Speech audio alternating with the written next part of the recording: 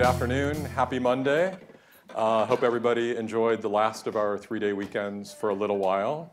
I hate to be the bearer of bad news, but that's sort of my theme today. No, hopefully, as the weather is good this week and we get to enjoy 5 days a week of work with beautiful weather, there is good news amidst the bad news. But either way, we want to talk about it honestly and directly today. So I hope to be able to do these sort of town hall meetings for all campus with some regularity. We're going to work on that. And I hope that we can talk about things that are more interesting for all of us than the budget in future town hall meetings. And I know there are lots of other issues that you are eager to talk about and I am eager to talk about. So I look forward to having town halls on different topics. But today we are going to talk about budget enrollment. And that's something I've wanted to do for as long as I've been in this position, which is now 10 weeks. So as we look at, whoops, and that didn't last long.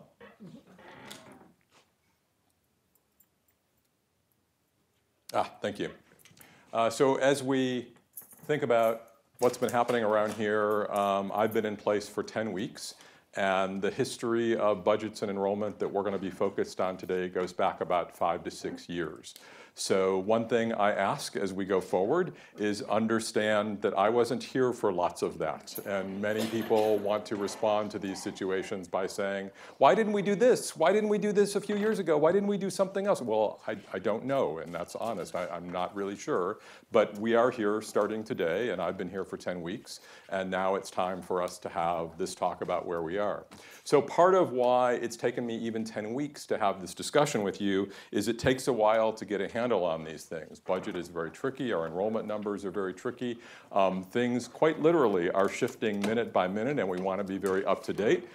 In fact, my team was updating numbers in this PowerPoint deck literally 12 minutes ago. So that's how up to date it is. And I hope that was worth it and we've made it relevant for you and accurate. And if some of the numbers turn out being off, it's going to be in proportion to what they are, and the story they tell is unchanged by the numbers. So bear that in mind as we go forward. So in these 10 weeks that I've been here, from the very first time I met some of you at Open Forum, from the very first time I met with the chancellor, from the very first time the trustees interviewed me, I heard about a budget deficit. And I knew that there was a budget deficit that the college was dealing with. And I don't know about you or what the rumor is, but I heard somewhere in the neighborhood of 3 million, and then I heard another story of like 5 million. Those are the only numbers that I knew going into this. And Jim, as he stepped out of the interim role, Dr. Jim Bice stepped out of the interim president role and into the vice president of administrative services role, was still trying to get a handle on it too. And then we were in the middle of a search for our new vice president of administrative services. So Corey came on board about 6 weeks ago. And maybe a day or two before he came on board and I was working on an onboarding plan for him, I said to Ryan, let's have a budget retreat for the cabinet, for the VPs, at my house about a month after Corey starts. So that was with the plan that it would take Corey about a month to get up to speed on the budget, and then we'd be able to talk about budget. So that's what we did. 2 weeks ago today, we met at my house, we talked about budget, and we sort of got it down and figured out where we needed to go. And it looked a little bit worse than any of us thought it did, and that's why we're here today. So for the last 2 weeks, I've been sort of planning how we get us to this moment. And in doing so, whenever we talk about things that you need to change, it's important for me to think about them in terms of the whys, the hows, and the whats. And let me tell you what I mean by that. But this originally comes from some leadership book. I don't know whose. But for me, these things were taught to me by a good friend of mine, Brian Moreno, who's the executive director of the Commission for Hispanic Affairs in Eastern Washington. And Brian also owns a McDonald's franchise. So he kind of bridges those worlds between the private sector and equity advocacy and public work and social justice issues. And for him, he's been very active in bringing about change, sometimes against resistance, and in creating leadership. And he has like a circuit. He's a speaker on the road. And he often talks, please squeeze in. Don't worry about it. Come on, we've barely started. He often talks about things in terms of whys, hows, and whats. And I've caught this and said, oh, okay, I get this. I really like this. So here's the idea. Before you can get down to what's, what are you going to do? What are the action items? You need to think about why you're doing it, and more importantly, why there's any sense of urgency to it. Like, why do I need to do it now? Is it really something we need to do now? The hows is what we all agree on are the principles in how we're going to decide to do these whats. So start with whys. So as I've been here for 10 weeks, I've noticed something. I've noticed that we have lots of whats. This is a great place for brainstorming. There are 100 ideas running around. And many times there are 100 ideas that are being implemented in little pilots and projects. The problem is that many times they're not coordinated. Many times they don't go to scale. And many times no one is working and realizing that other people are working on similar projects. They're all just doing their own thing. Well, that's classic, by the way, of what's in the absence of whys and hows.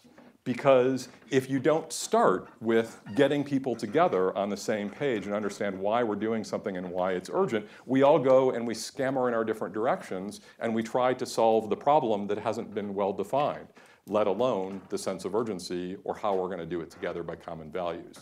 So what I've seen in the last 10 weeks is amazing whats. But through no fault of anyone at this campus, certainly not in this room, it's all been sort of discoordinated and not at scale and not necessarily collaborative. And as a result, not 100% effective in what folks are trying to do in addressing budget and enrollment. And that's no one's fault because there's been no one standing here before you with a microphone on to talk about the whys and the hows. So that's all a very long-winded way of saying we're going to start with whys and hows today, because I think that's really important before we jump into whats. There will be plenty of time to talk about whats. And whats, by the way, should not be coming from me. That's not the way it works. What I should be doing is helping us get to the whys and the hows, and then we, in our amazing participatory governance structure, should be coming up with a whats and working together to solve the common problem that is defined by why. So what's the why? The why that I'm proposing to you is that we need to shrink our budget, expand our enrollments, find additional revenue, and we need to do it quickly, as you will see by the end of our time today here, and we need it to do it with intentionality. And that might seem obvious, like what do we do without intentionality? Well, sometimes you can just go about doing something, but it isn't with a specific purpose in mind, and it may get you to where it needs to go. You may decide, for instance, we should all be frugal as a matter of good budgeting practice. Well, that's not intentionality toward solving our budget problem, so it's not going to get us where we need to go. So intentionality is much more directed and focused, and what I hope to convince you of by the end of our time today is that we need to proceed on these items quickly and with intentionality, which is different than the way we've been doing it up until today. So before we jump into the whys, to try to convince you of anything, I think we should define the hows. Because it's important as we look at this problem that we decide that together there are going to be certain rules that we follow as a culture, as a community, as a bunch of people working together to solve a problem that we're not going to lose track of. So for instance, what are our common values? This campus is part of the reason it was so attractive to me, one of the most student-centered places I have ever been to. We do everything based on student success, and I've yet to meet anybody who didn't believe that in their heart. Maybe there are people who do, but they haven't revealed themselves to me. It is incredibly student-centered. Everything we do is focused on making students more successful. We don't want to lose that. We also have common values that sometimes can be like they feel at odds with this value of student-centeredness, and that's responsible stewardship. I don't think those are at odds. It just means there are things we want to do for students, but we can't afford to do everything. We don't have that much money. So how do we be responsible stewards of taxpayer money and follow what the trustees are telling us to do with that money, but then make the decisions from that point forward that make our students most successful? And finally, preserving our sense of community. That's one of the things that drew me to Saddleback, and it's very important to me in my life and everywhere I've been and everywhere that I go from this point forward with you for the long haul. That is, how do we take the great sense of community that exists here and strengthen it? No way do we do anything that is going to weaken that sense of community. That is not a small thing to weaken a sense of community. That is why you get up in the morning and you come here. It is why our students decide to come here. It is why we do everything we do. So things that don't create a university-like environment for our students, that's not consistent. We want to create a sense of community for them. Things that don't help us feel more bound together in what we do, that's not consistent with this common value that needs to be one of our hows as we figure out on how to broach the budget problems and enrollment. Our cultural norms, I've learned very quickly, is to consult with all the stakeholders. We don't work autocratically around here.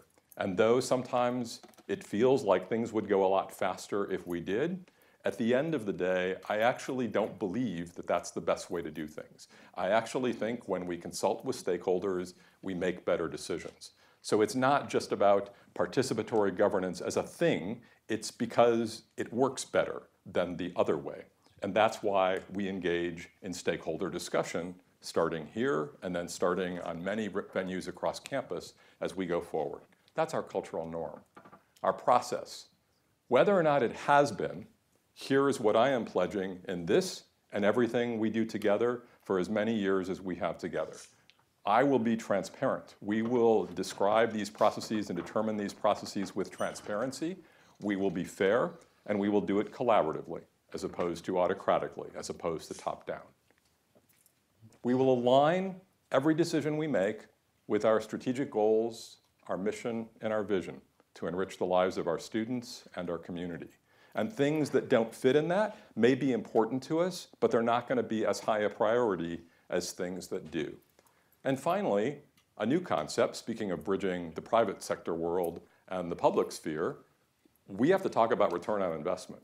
We have to be willing to say there are a million things we can do for students. All of them are good, but some of them will yield a higher return in student success than others.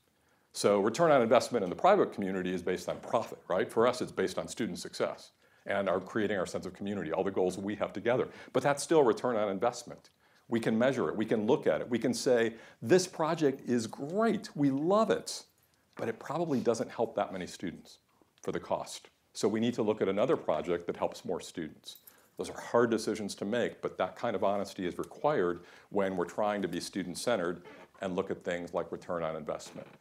So first, let's start at the basics. Many people think they know what basic aid means. And when I applied to this college, I thought I knew what basic aid meant. But I didn't. So let's start at the beginning. Basic aid means that we are community supported. It means that the tax levies that occur in our region ultimately get allocated to pay for running our college. Now the way this works, and this is the part I didn't understand, in our district, is that the trustees say that the amount that gets allocated toward general operating expenses for the college will be determined in the same way that funding is allocated by the state for those colleges that aren't basic aid. So there is a funding formula, and now there's a new funding formula, the student-centered funding formula, what we're going to describe as the SCFF going forward. So our allocation comes from the district, from local money, but it is determined by the same formula that is used at other colleges to determine their state allocation. So we use the state formula even though we are basic aid. So the amount of money that we get in our general operating budget is not greater by virtue of being basic aid. It just comes from a different place. Now when I said the amount is not greater being in a basic aid district, that's a slight exaggeration because actually it is a little bit. We do get a couple of breaks that happen along the way because under the DRAC model, which is how we distribute resources that come in from the district, our general allocation is determined, but we also will pay for buildings through the KIC process, capital expenses. The trustees have also determined that certain one-time expenses can be paid for without charging them to our general operating budget. So much of our technology expense is paid for out of the excess revenues, and even retirement fundings. And when we recently, at the last Board of Trustees meeting, learned that there was a deficit in that account for what was needed to pay for all the pensions in the future, the trustees made up that deficit by adding to those retirement expenditures, the retirement budget, from the overall amount of revenues that come in. So we still do benefit from being basic aid, but the idea that we get whatever we need or whatever our budget dictates has never been true for as long as the trustees have been making these decisions. Now you may say, why not? What's basic aid if it doesn't mean we get what we need? We get what we want. We get what the budget requires. Well, the trustees are well-meaning in this, and I believe that in my heart. And their concern is that someday we may not be basic aid. Someday the amount of revenues that come in from local tax levies may drop below what we would get from the state allocation under the student-centered funding formula, the SCFF. And under those circumstances, how would we survive if the requirements of our budget were such that we could not contract quickly because we had gotten used to a very large budget that was in excess of what was needed under the state formula?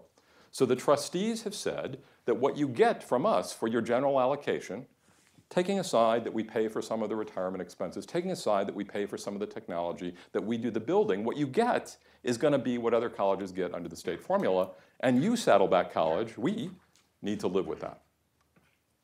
We need to live with that. So we need to live with that. That's their decision. We aren't the elected officials that decide how the district money is spent. They are, and they've made that decision, and we need to live with it. And their decision is not based on some nefarious intent. Their decision is based on making sure that we're okay if at some point in the future, as did occur historically, as many of you know, that funding for the district falls below what we would receive under the state model, making sure we can live under the state model. So, what's been going on that makes that difficult to live under the state model? First, I'm showing you the enrollment trend for the last 5 years. You can see in the last few years and projecting into next year, into 1920, there's not been a significant decline, because if you look at 15-16, if you look at 15-16, you can see there was a little dip, and part of that is artificial. Many of you who are administrators and many faculty know that what we do is we play games with summer. It goes into one year and not another. So these big dips that you see sometimes between years aren't really real dips. But the overall trend has been a little bit of a decline, a very soft decline in our enrollment that has been consistent with what's happening across the country. This is not unique to us. This is happening at all community colleges for as long as the economy's been doing well. But now I'm going to superimpose on this chart of our declining enrollment, at least at a slight level, or at the very best, our flat enrollment. I'm going to superimpose what we've been funded at, the equivalent enrollment at which we have been funded for the last 5 years. What do you see? Anyone? What do you see? We've been funded for more FTEs than we actually have. Ding, ding, ding. I could not say it any more pithily than that. We have been funded for greater numbers of FTEs than we actually have. We've been funded at some notion of what a local target was set for our district that we have not been achieving for a long time. So at the end of this, when the trustees say, enough is enough, you need to live with your actual target under the state formula, it's going to be a drop in our budget. And that's where we are right now. We're facing that drop in our budget that really, to be honest with you, we should have known about for a long time. That we've been funded at greater FTS than we had, and indeed, that funding you could see in some years even went up when the overall FTS was going down. And we kept building our workforce for a larger college at a very time that our college was actually shrinking. So that's where we are today. So I'm going to blow up, if I step back, if you look just at the last two, this year, 18-19 and 19-20, in the next slide, I'm just going to blow those up, and we're just going to look at those in isolation. So now you can see that this year, we're still actually being funded at greater numbers than we actually have, that are actually reportable, and next year we're not.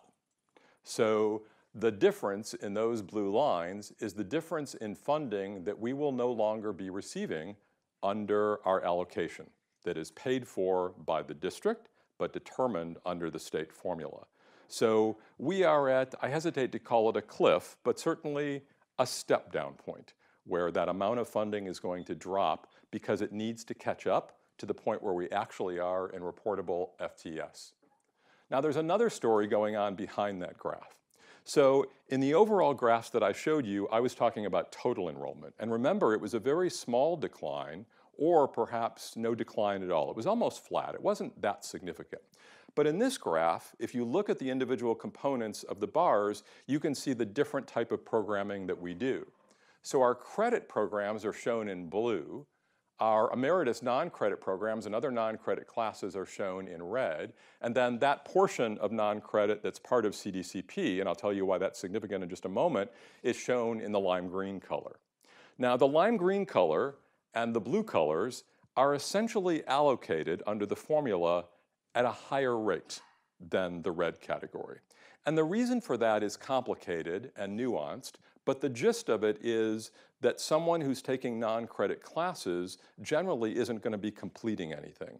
So the incentives that are built into the formula for student achievement do not apply when we give emeritus classes. Now, I want to be really clear. We're going to talk about emeritus. I love emeritus. I think it is one of our strongest connections to our community, and emeritus isn't going anywhere. But I'm just letting you know that non-credit classes have been making up for the changes in our enrollment. And if you look at the trend on the blue bars only, you can see our credit enrollments have been sinking. Slowly, insidiously, but surely sinking. And we may have missed them because the overall enrollment looked flat, but what was happening was we were converting more of our enrollments to these non-credit enrollments. And it made it look like we were doing well, but under the SCFF, we don't get reimbursed essentially at the same rate for these programs. So this is putting us at a disadvantage. So let's talk numbers. So what I'm going to show you in the next few minutes are some budget slides. And when I first looked at these budget slides, I got depressed. So I'm going to let you know, this is like therapy. You're going to get worse before you get better. So for the next few minutes, prepare to feel a little bit down. And that's okay, because we'll figure out how to get out of this together, but I need us all to be on the same page. I'm not saying I want to share my pain. I'm saying I want us all to be on the same page. We all need to know where we are together so we can figure out how to get out of this mess together. All right? So with that caveat, I'm going to talk a little bit about our budget. Okay, so stick with me. You can see what we've done here is at the very top of this chart, we've shown the FTS that we have this year that we're being budgeted for. And the total budget that we get from the district under the current formula is $104,800,000. That's what we're getting this year for the FTS that we don't really have but is being funded. Next year, remember, the allocation is going to drop to what we actually have. So there's going to be a drop. So next year, we're going to lose 1,166 FTS. It doesn't mean we're losing them next year. It means we've lost them along the way, and now it's come to roost. So we're going to get reimbursed. We're going to get paid for 1,166 less credit-bearing students, FTS. But we're going to make up some of that with some non-credit, 234, for a net loss in FTS of 932 FTS, which comes out to about 2,300,000. And then if you run that through the formula, we also suffer under the formula. We end up with about a $5 million loss. But then the formula says it's okay, we're going to give you a couple years to get through this. So they throw a little money back at us. It's called a hold harmless. So that dampens the effect. But at the end of the day, we end up getting $3,300,000 less next year than we got this year. You with me so far? So next year's budget is based on revenue from the DRAC model that'll be $3,300,000 less than this year. Now, first of all, colleges aren't normally allowed to do that. You have to balance your budget. And I'm not going to be able to balance this budget in the remaining 3 months. It's not going to happen. So the trustees have said, it's okay, you have reserves. You can use your reserves to get through until you can fix this problem. So we're pretty fortunate. We have decent reserves that have built up from the good times. And now we have in our reserves a total of $11 million. So the $3 million that's ultimately going to be less than what we got last year is ultimately going to come out of reserves. So in our first column, you can see where we are this year. So $2,347,000 is we're going to end up with a budget deficit. Now, why is it not $3.3 million, the amount we're going to get? That's next year. This is just where we are this year. So even this year, getting funded for more FTS than we have, we're running a budget deficit.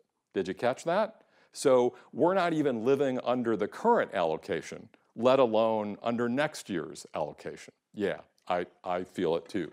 So this year, we're going to be down. Believe it or not, this is good news, because when I started, we thought this was $3 to $5 million. We're going to be down $2.3 million. So out of the $11 million reserves, you follow me there in the first column, we're going to leave in our reserves $8,600,000. Not the end of the world. We ran a deficit. That's what reserves are. They're reserves. So we're going to use a little bit. And we're going to carry forward that $8 million and change into the following years. Now, next year, remember, 1920, now we're in the second column. Remember, we don't get 104.8. We only get 101.2. We're going to get less. We're going to get over $3 million less than we did before. So that should mean our deficit is $3 million worse, right? So that would be like $5 million. No, because we've already negotiated COLAs. We've already negotiated salary increases. And in fact, the state is paying for part of those. It's partly why we benefited under the formula more than we would have otherwise. So next year, you can see our expenses, instead of 107 million, they're 110, almost 111 million. Our expenses are going up as our revenue is going down. So I thought I'd have a couple years to figure this out, and we'd have our reserves, and we'd be able to get down to the end of our reserves, but be growing by then and have this corrected. But here's the thing that depressed me when Corey shared these numbers with me. We run out of money before the end of next year. We completely deplete our reserves. You can see we carried over 8.6 million, and we run a deficit to our reserves at the end of next year. That doesn't exist, by the way. That's not allowed to happen. We can't print money. So we suddenly have to do things that we knew we were going to do faster, because we don't have the reserves to sustain us at our current level of spending with the current revenue projections for next year and beyond. We can't do that without changing fast. We're almost at the worst part, okay? This is where we start feeling better really soon, in about 30 seconds. Lots of sad faces. Forgive me, we're going to get there, okay? But I do want to pay attention to the third or fourth column. The situation gets worse going forward because ultimately these expenses keep growing with the COLA. It turns out my salary, your salary, our benefits costs about 93% of our budget. That's inordinately high. It's extremely high for college budgets, but it is what it is. So we can't really make improvements without figuring out what's going on at the level of our employment right now. And we'll figure out what those solutions are going to be going forward. But we have already negotiated in COLAs. People have been promised money, and we're not going to go back on that because I don't particularly think that's a very good response. It just busts morale for everybody. But looking at those COLAs that are built in going forward and step increases, the budget keeps growing, 110 million, 115 million, 119 million, and the deficit keeps growing because the revenue is not keeping up. We start benefiting under the formula a little bit. You can see we get 103, then 105, but we're not keeping up. We're only getting a couple million more, but our COLAs are going up more than that each year. So this gets worse and worse and worse. And when you see us running deficits to our reserves of $26 million, that doesn't exist. We cannot print $26 million worth of money in graphic design and hope to solve our problems that way. So we need to address this.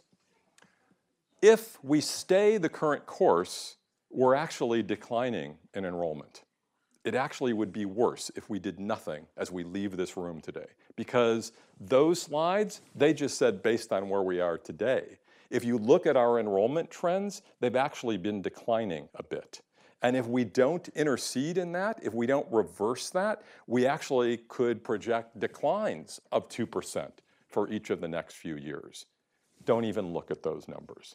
But just know that those negatives that exist at the bottom, they don't exist. We're not allowed to do that.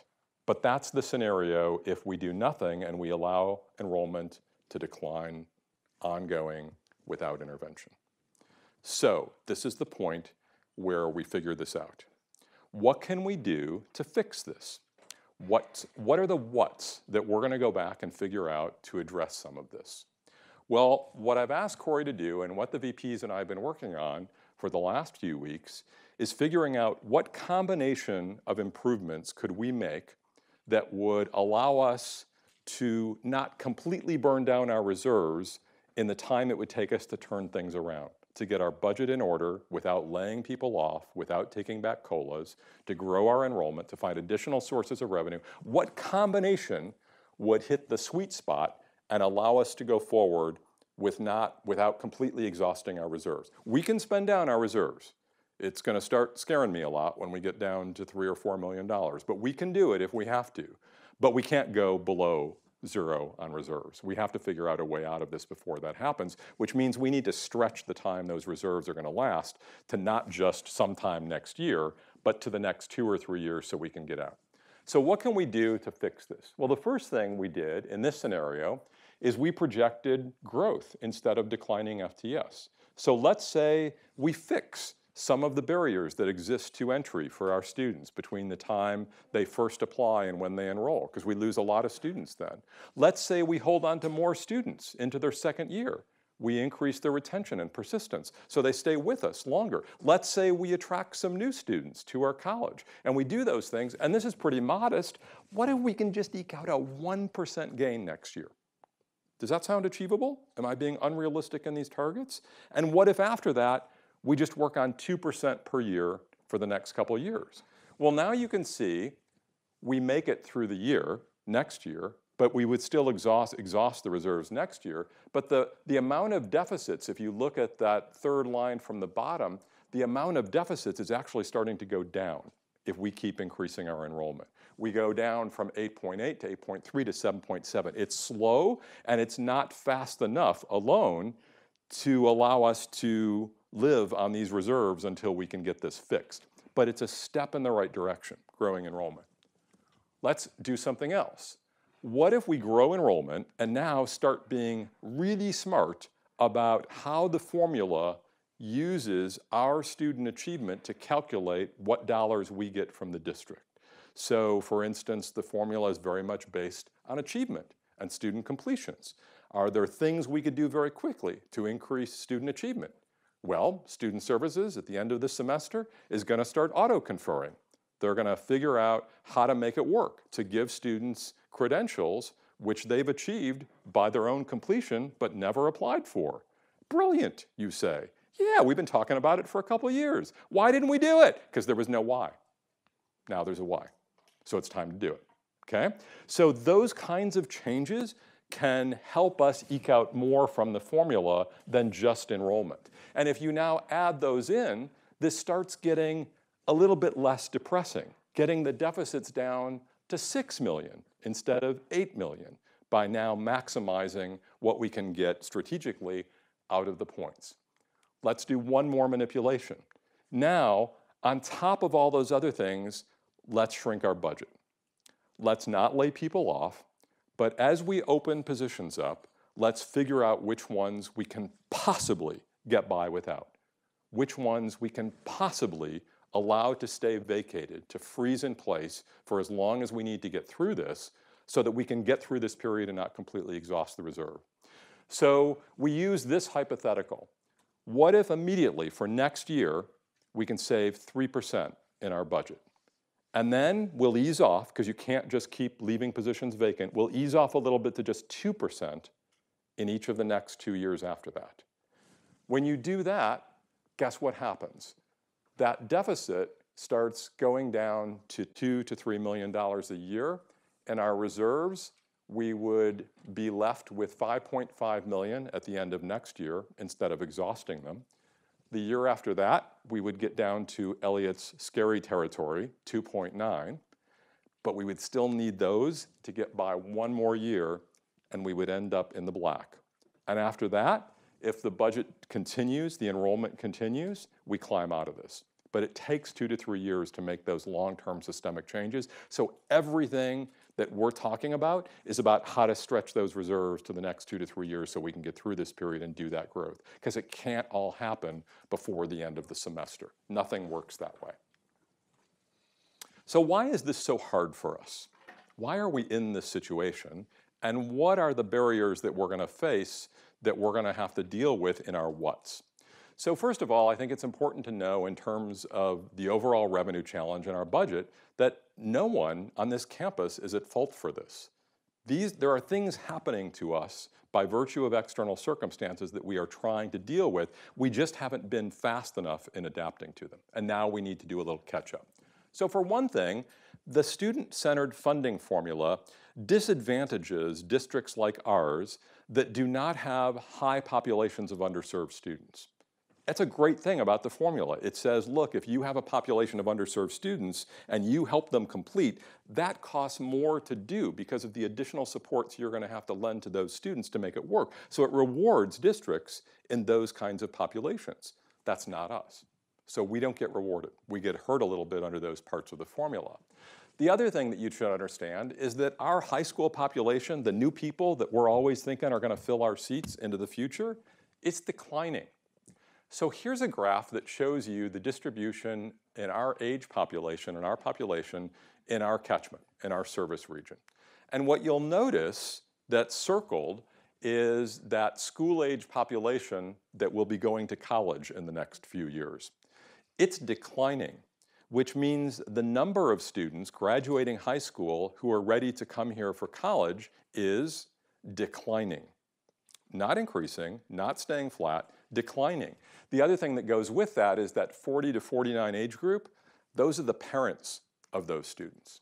So the families of students who would be going to college here increasingly cannot afford to live here.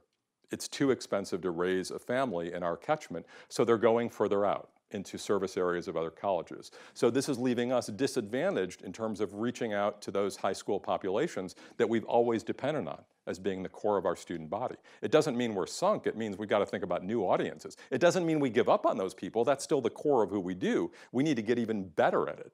When I was meeting with the superintendent of the Capistrano Unified School District, she told me that 56% of their students come to Saddleback. That is friggin' amazing. You find a school district anywhere in this country that sends 56% of their students to the local community college. What kind of partnership is that? What kind of amazing community do we have with that school district? But that number is going down. So we're either going to have to get more than 56%, or we're going to have to find new audiences. We're going to have to find new markets. We're going to have to find new students that are going to fill our seats to deal with this. The end effect of this, I guess I didn't warn you, one more depressing slide. Here's that trend line of where we go in terms of those graduating seniors. As you can see, I wouldn't call it a cliff, but it's a pretty steep downward slope coming forward. So this idea that we can keep counting on doing outreach at high schools to fill our seats is just silly and short-sighted. We have to think about all different kinds of programming and all different kinds of audiences that we've never reached out to, and that quite frankly, we probably don't know how to reach out to. But the thing is, we need to figure it out quickly. We don't have the luxury of waiting another year to do it. We need to figure it out now, because that's the future for high school. What else is going on in our region? Well, think about our area. We're getting older in this region. We're not pulling in a lot of young immigrant populations the way that even the IVC catchment is. We are not bringing in a lot of new tech industry. I mean, look at around us and what's surrounding us. It's a lot of retail, it's a lot of healthcare, a lot of service industry, all good things. Industry that we support, industry that makes good partners with us, but we're not exactly in a booming economic area where lots of new industry is locating in Mission Viejo. That's not really what's happening here. So we're not going to have access to those sorts of business partnerships that, say, our sister college IVC is going to have. So we're going to have to find new ways of reaching those business partners, just like our students. Housing costs. A lot of our students live with their parents. If you don't, or you don't, you know that's getting harder to do and stay in this region. Not only does it make it harder for our students to attend our college when housing costs go up, but it makes it harder for me to keep you. And when we give offers to new people, to make sure they come. If they Zillow houses and find out that they can't afford them. If they Zillow rents and find out, oh my goodness, that's twice what I was paying where I went to college. I can't afford to move there. And then they retract on the offer, on the acceptance. So we need to deal with transportation challenges and housing challenges. That, unfortunately, is all going to be part of our bailiwick going forward because we have no choice but to deal with them. The other thing that's going on in enrollment I addressed earlier, and that is that nationally, the economy is doing very strong. And in our catchment, it's actually doing very well. I said we're not exactly pulling in new industry, but the industry we have is doing very well. Overall unemployment is below 3% in Orange County. But here's what that means. It means that 97% of the people who are working cannot take full-time classes between 9 a.m. and 1 p.m. So have we adjusted to this new economy? When people went to work full-time and get pulled away from that economy, have we adjusted our schedules? Have we adjusted our programming? Have we adjusted the platforms on which we offer our programming to help those 97% of people who are working but would love to upskill, would love to train for a new career, but can't? And then there's competition. So you know the names of all these little colleges that pop up all around us. Many of them are online. Many of them offer programs faster than we offer, given the same programs. Most of them charge more for that, so we're the bargain in the room. But we sometimes can't get that message out because they have big marketing budgets and advertising, and they have 20 people working at a front office to make sure that as soon as somebody calls, they do not let go of them until they enroll for classes. We don't have the personnel to do that. We have the amazing personalities and the customer service and the great connection between our students and people who work here to do that, but we can't compete against that marketing and advertising budget of those proprietaries. And now to make things worse, forgive me, Chancellor and State of California, we're going to be competing with the State of California because they're starting an online college. And guess how much it costs for the first 2 years per unit? 0. That's right, 0. Try competing against 0. So this is our new reality. So we do distance ed really well. What can we offer that the state of California cannot? Well, we need to offer more all degrees. We need to be out there talking about our high success rate in our online classes. I asked the new president of the online college whether they were going to be conscious of success gaps in online classes versus on ground. It's not their priority right now. It's our priority. How do we market that? How do we let people know that they will be as successful in our classes as they would be if they took the same class on ground? Because that's a selling point for us that others don't have. Certainly not those big predatory proprietary colleges. So we need to find ways to market that. Other challenges are in our program mix, of course. I've talked about emeritus and other non-credit classes.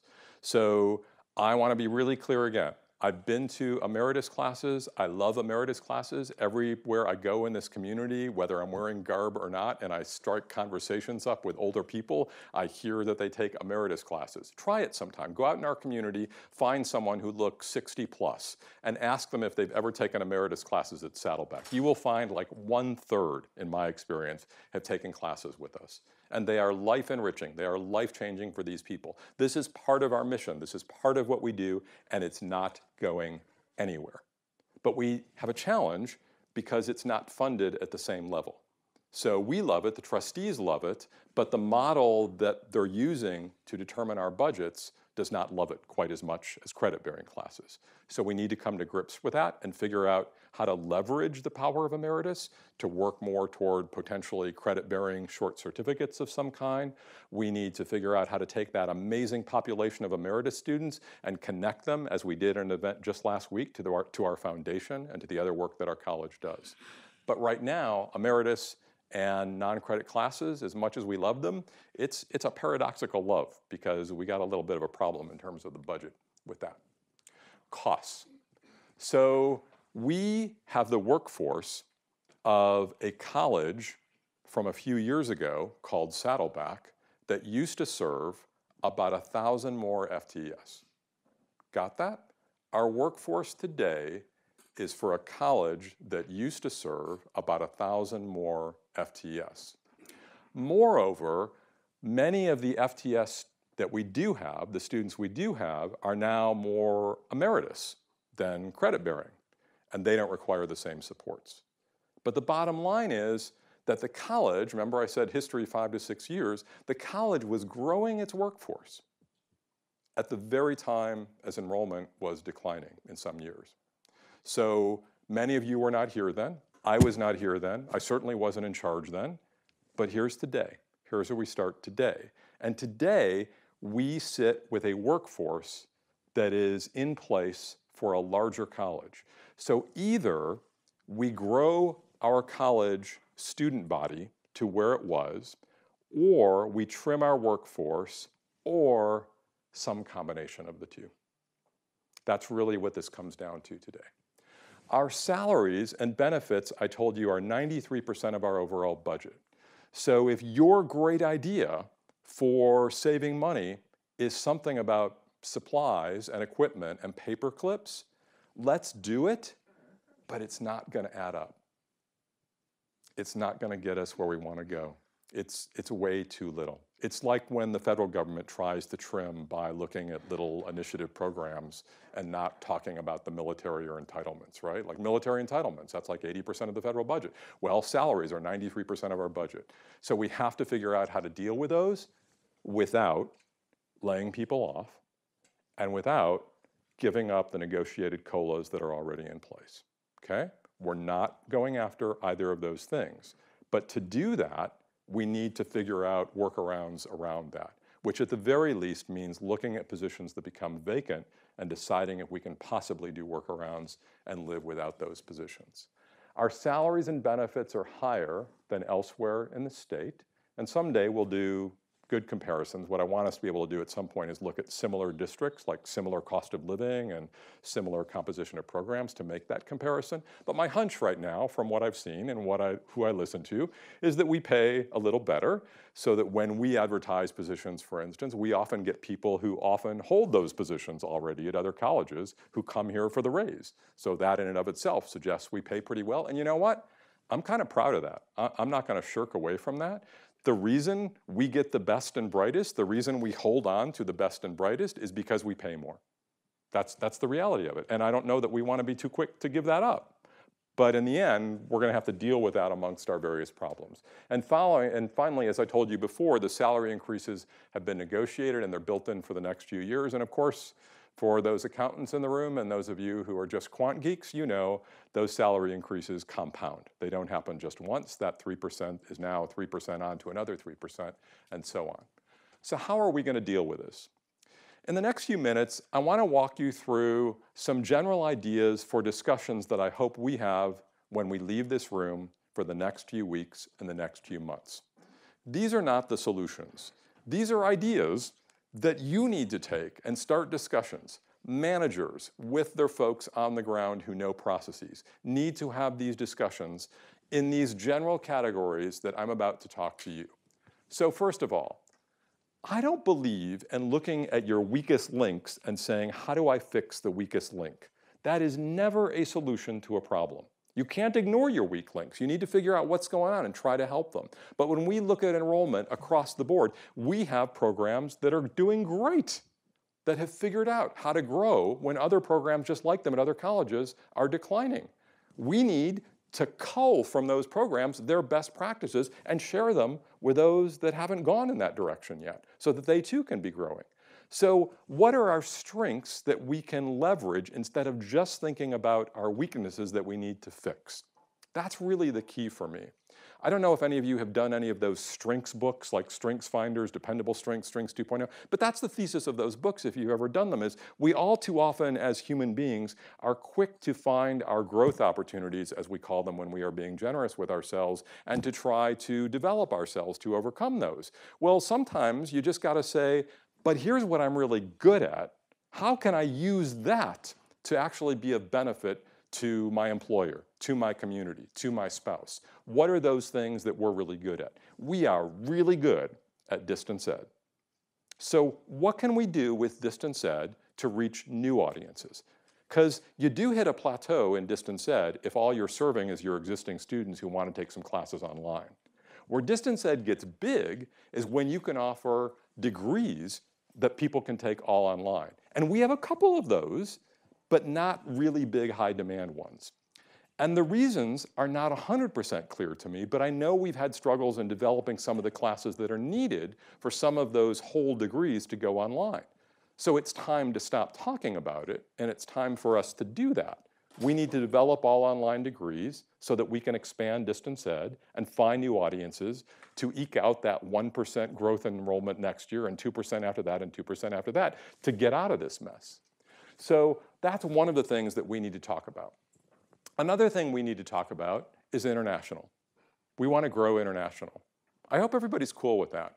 I love international programs, and they're often thought by colleges to just be revenue raisers, and I think that's nonsense. You actually don't make that much money on international if you're providing the services that go with it. But the thing is, what you do in a community like ours is you bring in incredible diversity into the classrooms, where students who would never work with someone in a classroom that is 100% different than themselves, 180 degrees different from themselves, they're going to be sitting next to them in that classroom.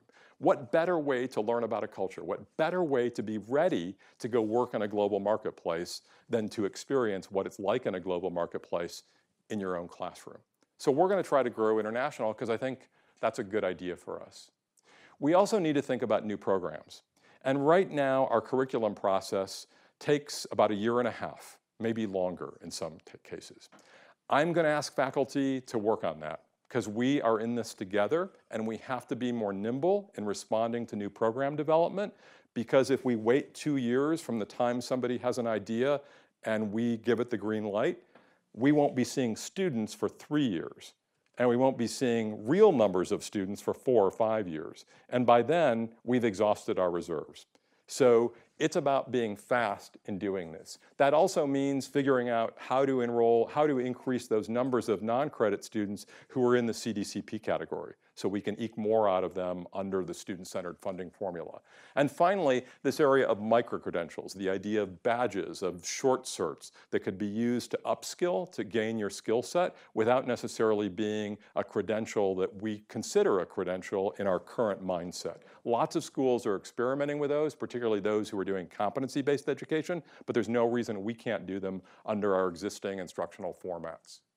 We also need to think about finding ways of increasing the funding benefit of emeritus, as I talked about before. And we also need to think about finding more grants and looking at our amazing facilities and saying, how can we rent out more of them and make sure that the whole college benefits from doing so, not just the programs in which those facilities sit, though we certainly want to make sure those programs are covered. Whoops. So, more whats. A couple of last things. If we look at how we can build more enrollments and increase our revenue, we have to be willing to look at things like how we schedule. I'm not going to tell faculty or administrators how to schedule. I'm asking you to leave this room and go figure that out, because we are missing a wide audience and we are making it difficult sometimes for our students to create a schedule that allows them to fulfill all their classes that they need for their credential in the shortest period of time. So I'm asking you to address it. It's not my what. It's my ask that you consider this as a what. Waitlist policy. I hear stories. The data doesn't look great. We seem to be losing students on waitlists. I'm asking you, faculty, I'm asking you, administrators, to collaborate and figure out what to do better with our wait lists, because we're losing enrollment and we can no longer afford to do that. We're going to sink if we do that. We have to develop better partnerships with K-12 system. We're in the process of trying to do that right now with Capistrano Unified. We need to do the same thing with SVU SD. We need to develop these partnerships with our K-12 partners, because remember, that population is shrinking. So even to keep the same number of high school grads, we're going to have to increase, if you will, our market share. We're going to have to capture more of them and bring more of them to this school to start before transfer or to meet their career goals. And to think about our calendar as an all-year calendar. What can we do to better increase enrollment over the summer to allow people to finish faster, and to other intercession solutions? You know, many people go to these little private career institutes because they offer a program that takes 2 years here in 15 months. How do they do that? Add up the months. They just go straight through. They don't have a summer break, so they manage to finish. And if you can go make $60,000, $70,000 in a year in a job that you're preparing for here in 2 years, and you can do it there for 15 months, guess what? There's an admission coach doing the math for them that shows why it pays to pay the higher tuition to the private college to get it done faster and not to go to Saddleback. That's what we're up against, and we need to be able to respond to it. Other things to consider. What are the barriers that we're facing to bringing more students from underserved populations here? Our high schools are graduating 26% Hispanic students. We do not have 26% Hispanic students. What is that disconnect? We have a fraction of 1% of African American students. Why does an African American student not want to come here? We need to ask ourselves those questions, and instead of saying it's not our fault, it's the community we live in, we need to figure out what we can do that's different than that solution, because that's not a solution. It's just an excuse. And there are colleges that have looked at their success rates for Hispanic students, for African American students, for veteran students, for disabled students, and compared them to their general student body. And when they fall below that of the general student body, they work with intentionality to narrow those gaps and fix them and keep those students and allow them to complete, which increases points under the SCFF and increases enrollment for us. It's all good in the end, and it's the right thing to do.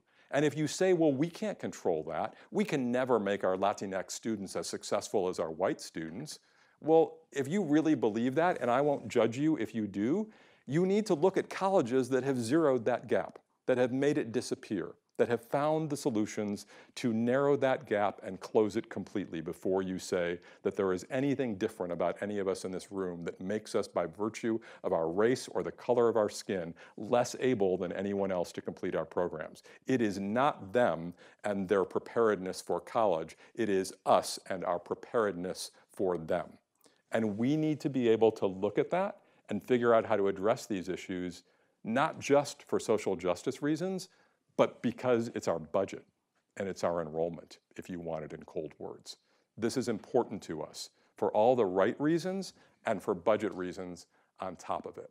We need to make sure we are increasing persistence, retention, and completion, continue the efforts we already have underway, and we need to find solutions to enrollment right here. There are really good practices going on.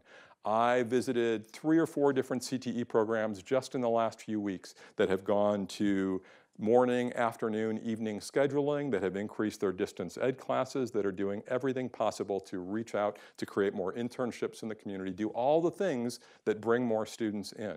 And that isn't happening across the campus. And it's not because people are lazy. It's not because people don't care. It's because we haven't shared those ideas out. Because we've all been doing our thing, and we haven't been doing it together, because up until today, there was no why. And now there's a why, so it needs to change going forward. So how do we respond to these in reducing costs? And I am nearing the end in case you're very tired of my PowerPoint slide, because I'm sure tired of my PowerPoint deck at this point too. But this is that other part of it. This is the part of reducing costs. We need to figure out together how we can, without laying people off or not honoring the COLAs that we've agreed to, figure out to lower the cost of our salaries and benefits. And basically that's going to come down to continuation of our soft hiring freeze, which means looking at each vacancy that develops and figuring out if there's another way to solve that problem without filling that position. Maybe moving somebody else half-time into that position, maybe sharing workload. I mean, in all of that, we have to be careful. Because if all you do is leave positions vacant and you ask the people who are left behind around that position to pick up the extra work, it is completely unfair and you will burn out your workforce.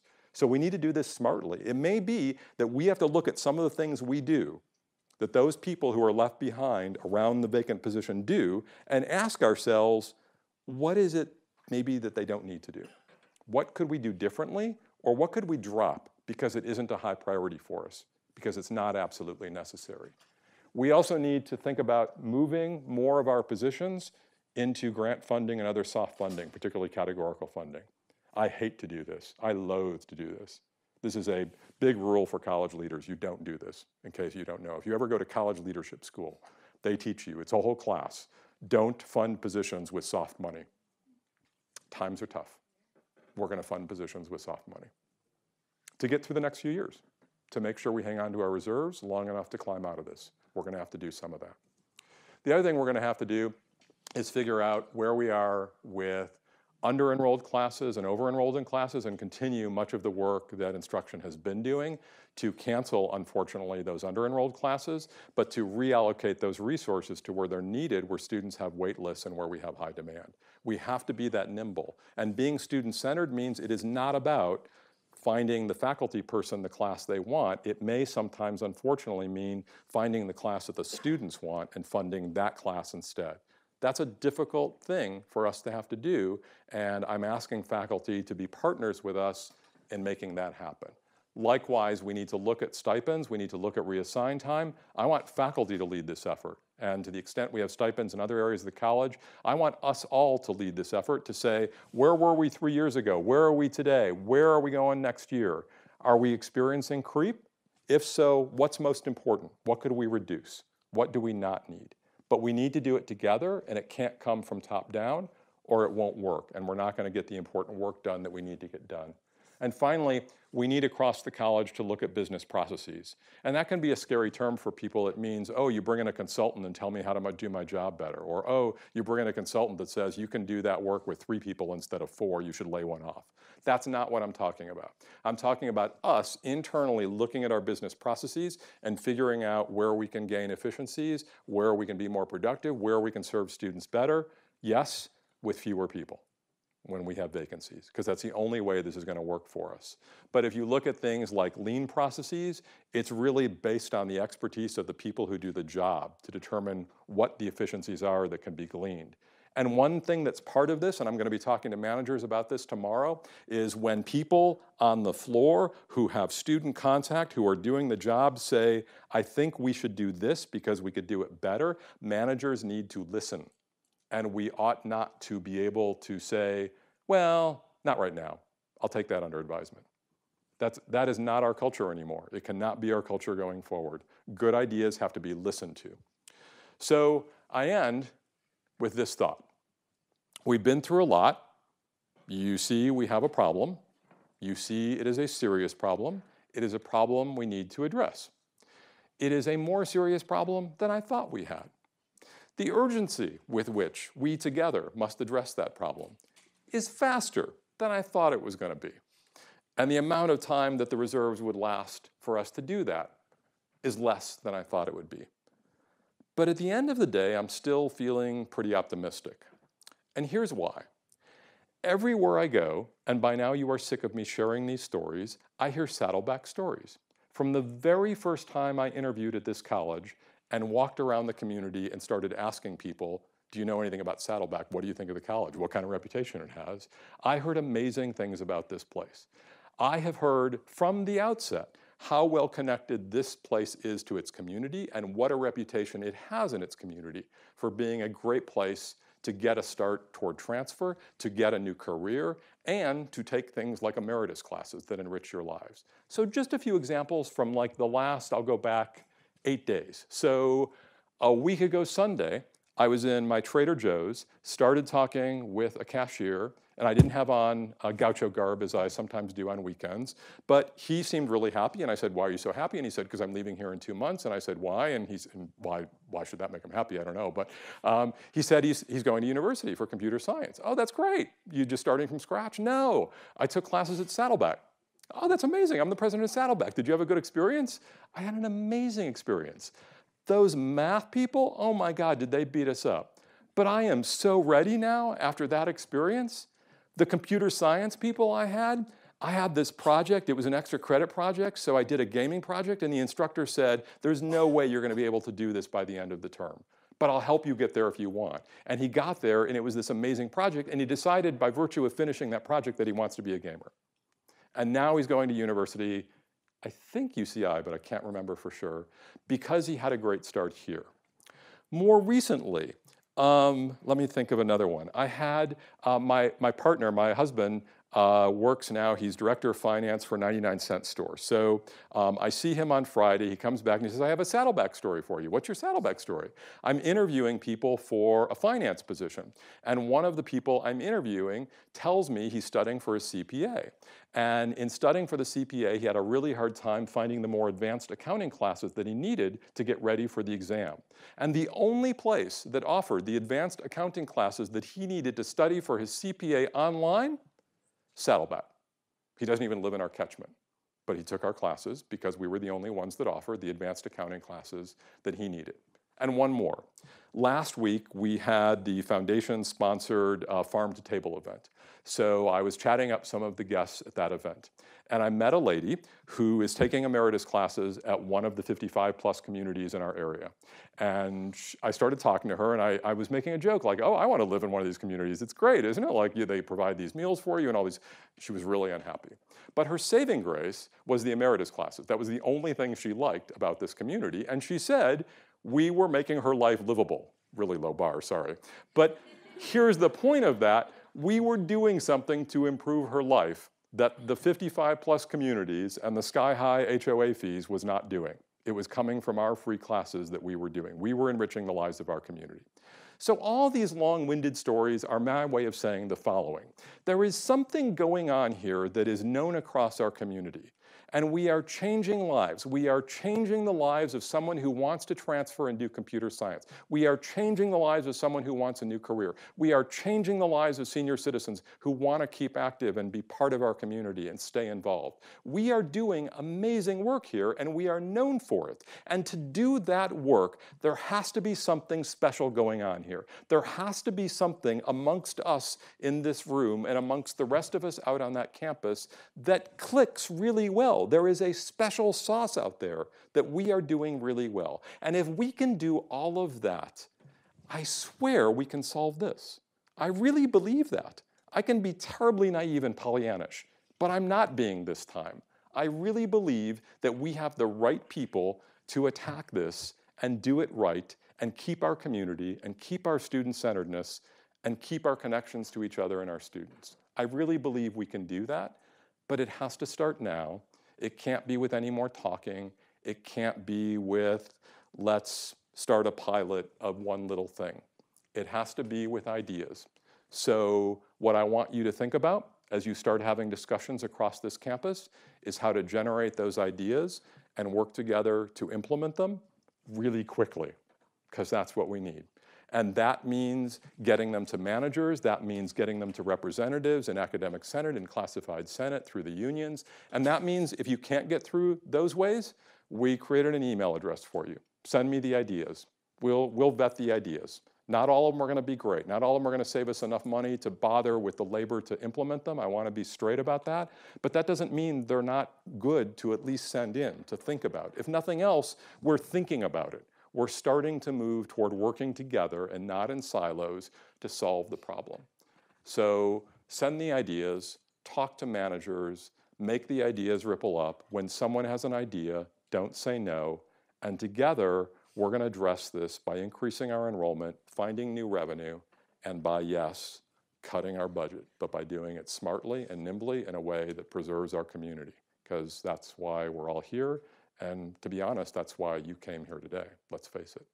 So thank you. I want to open it up to any questions that you might have, or comments for that matter. Yes, please. So I do have a comment about categorical funding for programs. I think that going after soft money is a good idea, something we've historically always done. However, in the past, there's been a little caveat, or at least there have been strings attached, which is that this position will be outside funded for 1 year, 2 years, however many years, and then the understanding is that then the college will pick up the salary for that position. If we're going to go after soft money, I say we do it, but make it clear that the college cannot pick up the budget. It's a great point. So let me distinguish two different uses of soft money. So in one of those examples, we hire someone for a position for a period certain that will be funded by soft money. In that case, I agree with you 100%. We make it clear this is a 2-year position. It may not be funded after that. But a different example would be if right now we take someone who's funded by our general operating and we say, wait a minute, we can squeeze this under strong workforce. Let's put it under strong workforce. It's already a permanent position. And at the end of it, if strong workforce disappears, but it probably won't for a long time, we may have to find a way of funding it, but we can't say to people who are already here, because that's part of what I'm talking about, is moving existing positions into categorical. So what I like to say, and sorry this gets a little bit in the weeds, is there's soft money and there's softer money. So money from a grant or money from a one-year categorical funding, or even limited like guided pathways or our PRT funding, a very one-time funding, that's truly soft. Like if you're going to fund a position, that person in that position better know it's going to be up soon. But there's less soft, which is things like strong workforce, things that are going to be around for a long time. We can probably move some existing positions, and that's the part I was talking about that I hate to do, but I really feel like we have to do it to try to preserve the full-time positions that we have. But you are spot on. When we talk about new positions being filled with soft money, it has to be on the job post that this is a temporary position, it is being funded by soft money. And by the way, for those of you who chair committees, it wouldn't hurt to reiterate that when you meet people, because sometimes you can put it on a post and people ignore it because they're used to seeing it. Lots of posts will say at the bottom, dependent on funding. So they're just ignore it, right? But we need to reiterate that. So thank you, I agree. Ryan. Great idea. Can I ask you guys to help? So for additional questions, we're going to hand you a hand mic. We're streaming, as you may know, and we're also recording so that people who couldn't make it today will have access to this. So we'll bring you a mic. Please.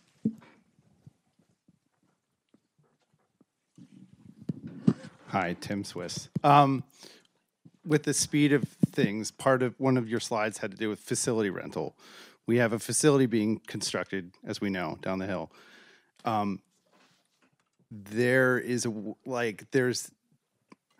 If we put into that design of that facility a way to open it up to other than athletic events, that would be beneficial in a way. For instance, commencement. Right now, like as designed, I don't think we'd still have to we'd have to rent equipment and power and all this kind of stuff. So if we design into it in-house stuff, I think there could be a way to generate revenue. So. It's a very good point. For the stadium, at least, it's probably too late to talk about designing things in, other than through final finishes and what we call the FF&E budget, the furniture, fixture, and equipment budget. But I think going forward, it's a really important thing to remember that when we're designing facilities, we have to think about not just how they benefit our current students, but what about our future students, and what about other opportunities to generate revenue. So for instance, we're still building a lot of computer labs in new buildings. Is that really the way we're going to use computers in the future, on hard fixed tables with desktop computers?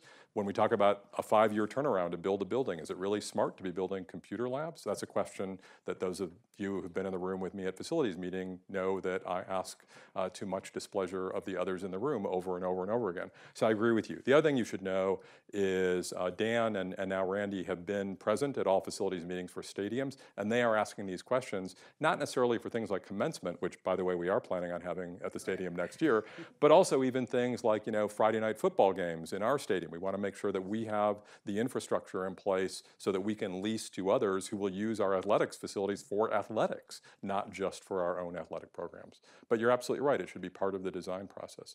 I would say a larger point here, beyond the point you're making, but I think it stems from your point, is that everything we design and think about building in this campus, we need to think about in terms of how it affects our budget. One, because everything we build has an operating cost that we don't get from the district when we build it. We just get one-time building funds. And second, how does it add to the revenue of the college and fulfill the vision and the goals that we all have together that we've started to talk about today? So it's a big point. Thank you. Terrence. Yeah, I want to thank you for the thoughtful nature in the way you painted this picture. I think it's important for us to all see. One of the areas that the state's pushed us, and we've made some decisions locally, is really focus on the K-12 student and that next step from high school. And we haven't necessarily put as much focus and energy into our reentry students, our reentry adult students.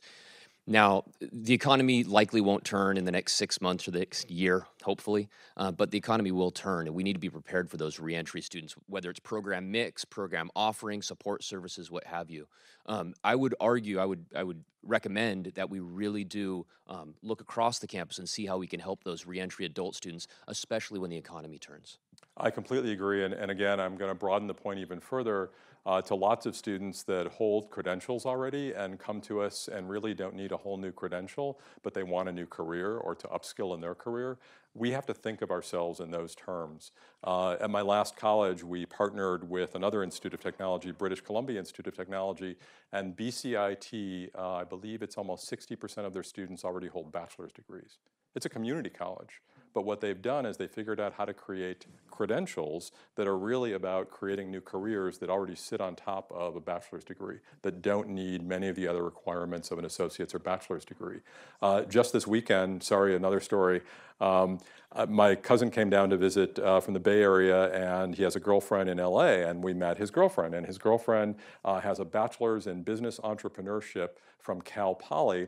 She went to a private fashion school in LA. I forget the name of it with an F, if anybody knows. FITM, thank you. She went to FITM because they have a one-year fashion program that if you don't need another degree, if you already have a bachelor's, it's what she wanted. She wants to do business and fashion.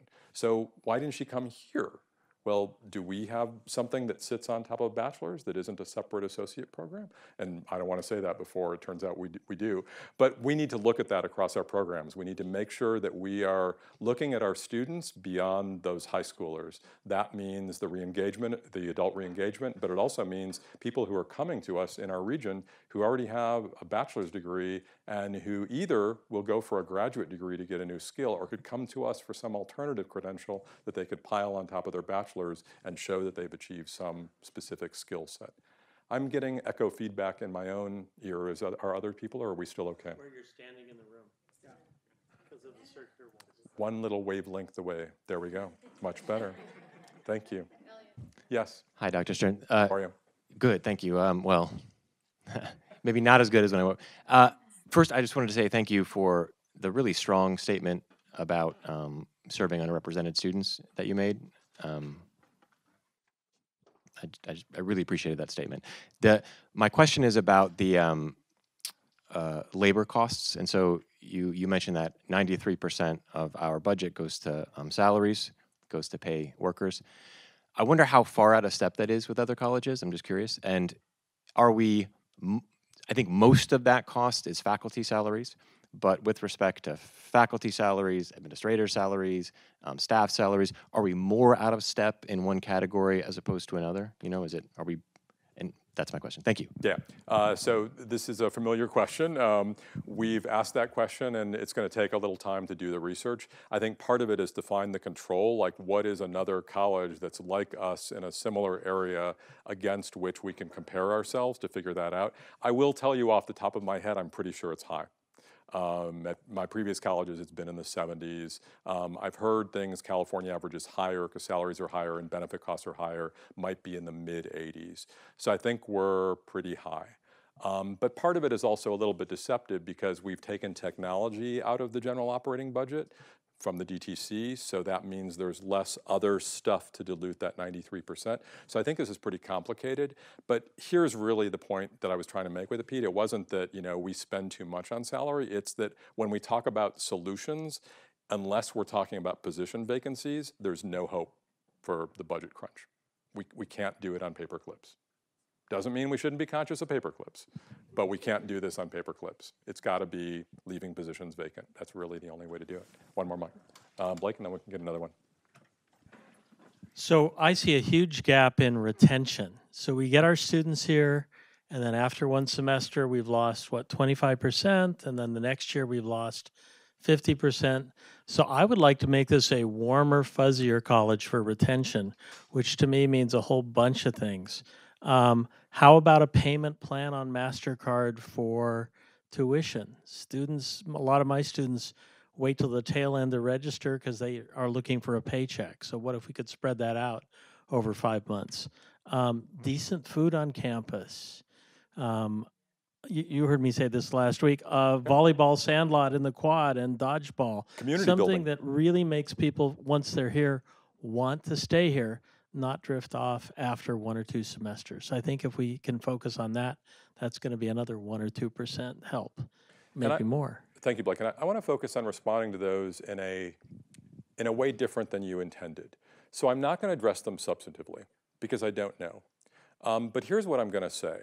When we have ideas like that, what I'm asking my VPs and deans and directors and managers to do is not say, well, we can't afford the credit card fees, or, well, that would never work, or it costs too much to set the sandboxes up, or FMO will never maintain them. I want us to listen to ideas from scratch and think about ways in which we could say yes and instead of no. That's going to be key in going forward. So I'm not going to try to say whether whether the contract would allow us, for instance, to renegotiate vending for our cafeteria. I don't know. Can we renegotiate credit card fees to actually make it worth our while to allow students to use credit cards for payment plans? I don't know. But those discussions have to happen at all levels from this day forward, or nothing I've talked about today matters. If we just leave this room and say, well, that was interesting, that's depressing, or yeah, he's got us inspired a little bit, what's he gonna do next? I'm not gonna do anything next. This is all of us. There's nothing that I can make happen magically by waving a wand on this. We have got to leave this room together and figure out how to take those ideas that people say they've been talking about for 2 years, like auto-conferral, what a wonderful example, and implement today, implement yesterday. We need to come up with new ideas and figure out a way of working together, not to vet them negatively, but to figure out how to tweak them and fix them and make them work. Everybody has to be part of that. Whether you are a groundskeeper or a president, we have got to be working together to solve these solutions. And every time there's an idea, it's not about the quality of the idea, but part of our culture has to be how we respond to that idea. That we want to be innovative and creative and entrepreneurial and the place where we say yes. Because when students come here, that's what we want to be modeling for them, right? They're about to go out into an innovative, creative, fast-paced world. Do we really want to inculcate values where the first thing they hear is no, can't do that? How about, let me think about that. There's this issue. What would you do about this? Or how could we make that work with this? Those are the kinds of discussions that I hope happen. I am not going to come up with the whats. It doesn't work. Even if I had all the whats, it wouldn't work for me to say, let's do these things. The whats have to be yours. My job is to convince us of the whys and to make sure we stay on course with the hows. But the whats have to be everywhere at this college. If you want participatory governance, if you believe in participatory governance, if you're tired of hearing the word collaboration without actual collaboration, this call is for you. It is time for us to work together and take responsibility for this problem and to come up with the solutions together. Thank you. I just appreciate how well you presented such difficult information. I have a question. It's not going to be very popular maybe in this room, but I know that right now we are in the middle of recruiting for full-time faculty. Have you looked at doing a freeze on any of that? You had said that really the only positions that would be or make a significant difference would be to put a freeze on hiring. So for faculty, we live under what you might be familiar with as the FON requirement. So we have to maintain a certain ratio of full-time faculty. And my pledge as a matter of compliance is we have to live by the FON. We will comply with the FON. Beyond that, in terms of replacement positions or growth positions, obviously I want to be having some discussions with faculty because we can comply with the FON, but this is not a good time for us to be growing positions. It is unfortunately a bit unfair because there is this mandate at the state level for full-time faculty that does not exist in any other employee class on this campus. And the one thing I like to remind people of, because I think we all should be conscious of it, is every time we have canceled an under-enrolled class, we have laid off an adjunct faculty member. So when we say there are no layoffs, that is a big fat lie. We have been laying people off right and left every time our enrollment drops and we cancel a class. Those are the people who have already lost their jobs or who are now commuting to 2 different campuses to try to eke together a living. Those are the people who've lost, a third of their load, a fourth of their load, and a fourth of their salary with it. It is unfair the way our system works. We use adjuncts as the buffer in our system, in our business model, if you will, and full-time faculty have this required compliance issue under the state, and we will comply with that. At the end of the day, the presence of full-time faculty add to the sense of community. They're the people who get things done in instruction, and they're the people who make a difference in the lives of our students. So I don't really oppose the 50% rule, but we're going to live with the 50% rule. There is a threatened piece of legislation potentially coming down, raising the fund to 75%. It would probably wipe out most community colleges. Other questions? And let me say that the degree to which we ask questions says something about our engagement in this topic. And thank you for the compliment, by the way. I learned to deliver difficult material as effectively as I could teaching anatomy for 10 years.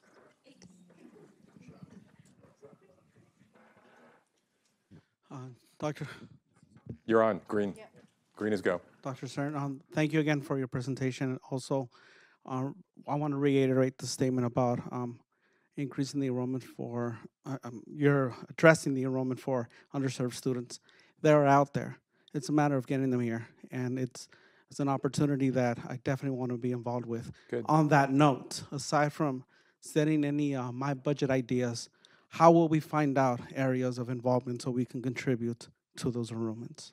I think that's a great question, and I think as this process diffuses out, we need to figure out next steps. So tomorrow I'm meeting with managers, and I'm going to ask the managers to be having discussions in their units that will then filter back, I'm hoping, to the VPs and back to me, and we will work within groups. I think some of these issues are going to be handled by faculty senate, some by classified senate, some within units, and I think it's different for every issue. I think access for underserved populations and equity for underserved populations is something we need to address as a college because I think it transcends all of our units. When you look at what the barriers are for a Latinx or an African American student coming here, and we need to look at what those barriers are and what's keeping people away, they transcend everything we do. It's from the very first contact, how somebody addresses them, whether someone is warm and fuzzy and tries to create a connection with them, or whether they're dismissive and cold. People will walk away from a transaction at a college and never come back if they don't feel love from the very first transaction. There are studies that show it, the things that we don't recognize in our transactions that make a difference for students. But to address that, that's a big issue that we need to do as a college. And Pete asked me at another meeting whether or not equity was really going to be a priority for me if all I was going to talk about was budget and enrollment. And I'll tell him what I told you. Realistically, I can only keep the focus of this college community on one thing at a time, one really big thing. It doesn't mean that equity gets lost in that, but we're going to have to come back to equity just as equity, as a social justice mission, for all the right reasons, as a separate issue very soon. But right now, what I want everybody to talk about is how it impacts budget and enrollment. Sometimes that just makes me feel so cynical, and I hate even hearing the words come out of my mouth. But what I'm trying to say is that there are good reasons, right reasons, heartfelt reasons for us to close equity gaps and bring more underserved students to our college. But right now, I would be happy if we could just think about it as a way of building enrollment and increasing our persistence and retention. That would be okay with me as a start. But then we need to talk about why we do it. Just as we haven't had a why for budget and enrollment, we haven't had a why for equity yet. So one speech at a time, one town hall at a time. Okay? Give me a little bit of time, but we'll get there. Yes? So one other thing about something we can do right now. Yes. And I think you've already alluded to this. Because of the tremendous growth of online education, we now have programs where you can get an AA by taking classes completely online. I think, and don't ask me where we need to advertise this because I can't tell you, but getting the word out that, hey, you can get an AA in history by taking your classes fully online, I think is another way of reaching populations that previously would not have considered Saddleback. I completely agree. I think part of what's going to happen in conversations with me and Jenny in her area are, as we move forward and establish our brand and we identify Distance Ed as our brand, how then can we develop a marketing campaign around it? But I will say this, what we all can do together, even before we try to market Distance Ed, is make sure we've got more to talk about than just our history degree, because we want degrees that are in super high demand. I think it's amazing that we've produced an all-online history degree. It's probably pretty unique among community colleges, but what we really need, to be honest with you, is an all-online business degree. What we really need is an all-online, pre-med curriculum. Well, no, that would work because of the science labs. But don't say no, just say yes and. So we've got to work on this stuff together and be able to market not one program, but multiple programs. Whenever anybody tells me, we need to advertise more, we need to market more, I want to be honest in responding to that. We don't have that kind of budget that allows us to do a big ad campaign. And right now is not the time for me to be increasing that advertising and marketing budget. I know if you're from business, you're saying this is exactly the time to do that. Nope, those are the kind of businesses that lay people off so they can advertise more. We're not about to do that. But what we can do is get ready for better marketing by making sure that this is an amazing place before you come here. I sometimes talk about, as I learned from a friend of mine who's a chief marketing officer, the Target phenomenon. So Target stores, they advertise, and for a long time, you may remember, not in the last couple of years, but they were the coolest ads anywhere. Remember, like at the Target ads on TV, they generated feeling. That was like, this is the hip place, this is the cool place. And then you would go to Target and it would feel like Kmart. That disconnect is really bad. That is a waste of marketing dollars. And the last thing we want is to advertise and market anything until we are ready for people to come here and experience the best of everything we do. So if we're going to market and advertise online, let's do it big with an all-online high-demand degree and an all-online history degree. If we're going to advertise to bring new folks in here, let's make sure that everyone who has student contact from that first inquiry that students make is smiling and learns names and uses the name and feels as warm and fuzzy as you all do. We have to be able to do that, otherwise we get a Target disconnect. So part of the work that we're going to do in advance of marketing is making sure that our marketing is going to be effective when we turn that switch and flip that dial going forward. So I wanted to throw an idea out there. I know we've been talking a lot about the student enrollment. I also wanted to touch on the increase the revenue part. Yep. We had a couple ideas earlier, but we have traditionally we have like community outreach for students and everything like that. Well, what if there was community outreach from like a revenue perspective? What do you mean? Well, because like we have Saddleback Hall, we have great, valuable assets here on campus, right? I know we mentioned the stadium and other things, but no one has started like a focused effort on really talking to perhaps not just other schools, but businesses around our community to maybe have their events or anything like that here on campus. Yep. So we don't have a community outreach per se for revenue, or it's been about increasing students. Yep. But what about increasing or making use of the land or the location or this facility like right here, or our stadium coming online in about a few months or so. I mean, getting those things lined up and kind of like a marketing effort. So, no, I completely get it. So let me respond in this way. And again, I hope this models the kind of responses that I want to see across this campus. Yeah. So first, many colleges who are really good at those sorts of use agreements and who market them, they have an office and a person in there who goes and does that. We can't afford that, and I can't pay for that position. But I don't want to say no. So how can I say yes? Well, we have an FMO department. So what I want Corey to do when he goes back to his office is think about, is there a way to reallocate the human resources that we have in FMO that could perhaps allow us to have someone to do that kind of outreach to businesses to let them know what we offer? Could they then coordinate with marketing? Who could produce a nice one-pager, a little flyer, about the leased facilities that we have available that can be leased for use, classrooms that could be used for small businesses who want to do training. So how do we make that work within the budget constraints we have? That's a great example of a good idea that we need to be able to run with, and part of the running means not saying, no, I can't afford another employee, because it's too easy to do that. Right. And if you need any help with the technology aspect of it, just let me know or Anthony know. Now I am. Over here. Hi there, I'm Denise in Community Ed, and I had a couple questions. Sure. You were talking about the length of time it takes to have curriculum written and going through the process. But Community Ed and a lot of other, community colleges throughout the nation use Community Ed as an incubator. So before you spend all this time, do a trial, do a shortened session through Community Ed to see if that's viable. That's something that, we would love to do. We can do that very quickly. Fall 2019, we could do that. Another thought is opening up the classes in different departments. We have art classes. We would love to be able to have art classes in fine arts where actually fine art teachers could, at the beginning of a session or the end of these shortened 6-week sessions, could come in and talk to these people. You really love art.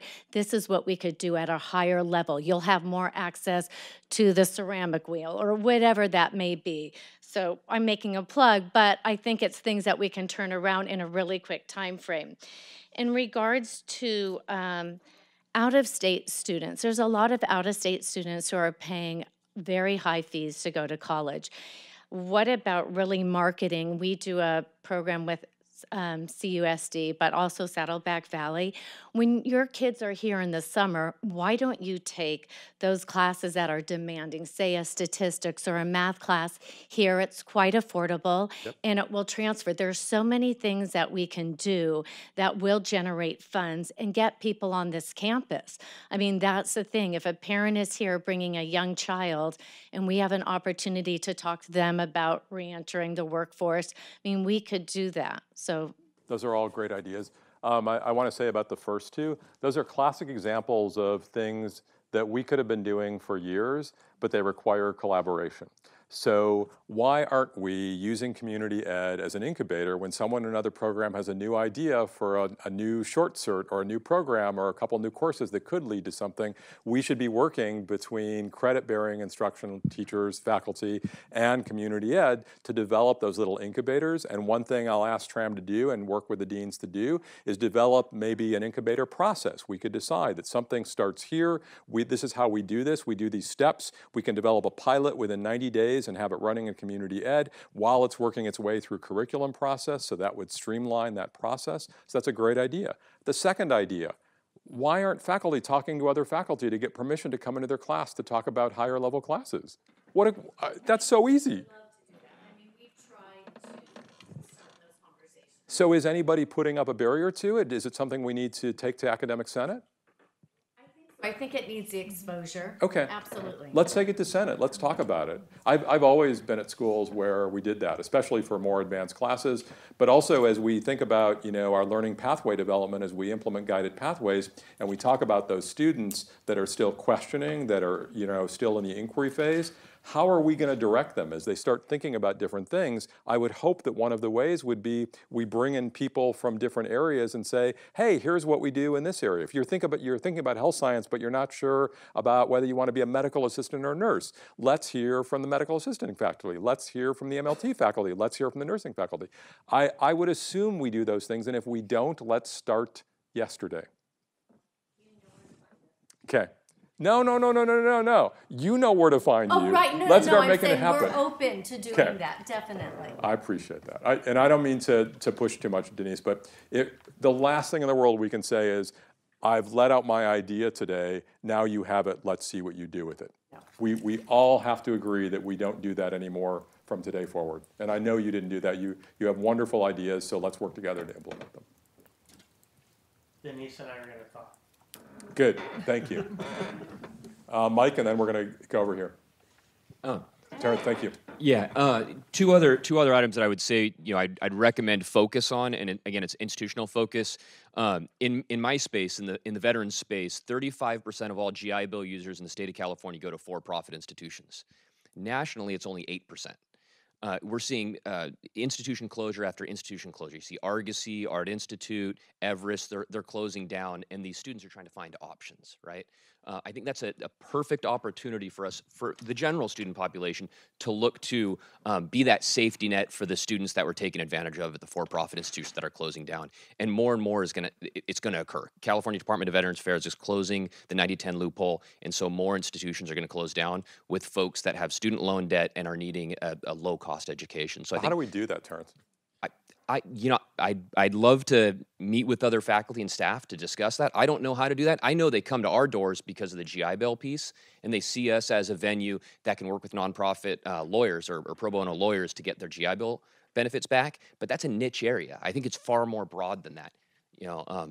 But I think that's a good conversation to have across. I agree. Across the group. And let's bring Jenny into that, because I think part of this is, so in my area, where at my previous college, when ITT closed down, we went after their electronics and computer information system students.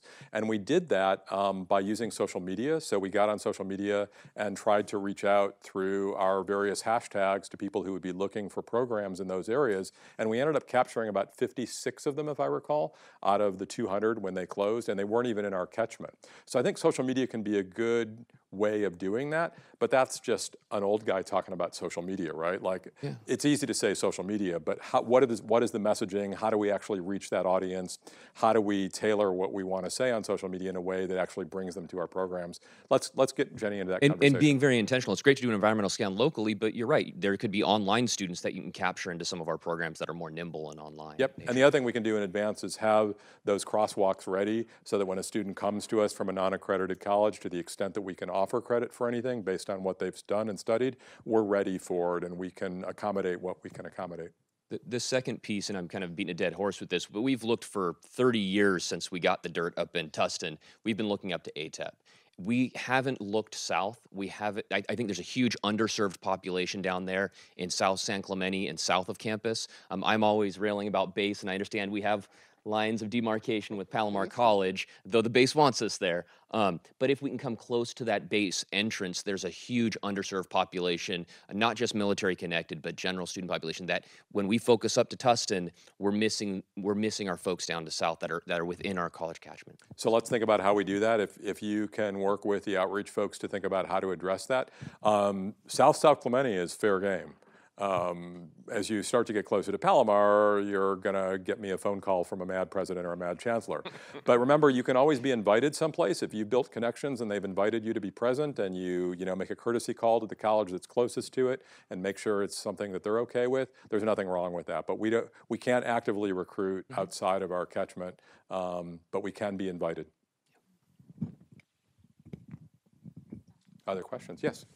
So you're telling me the district approved the contracts for COLA increase, but they're not funding it?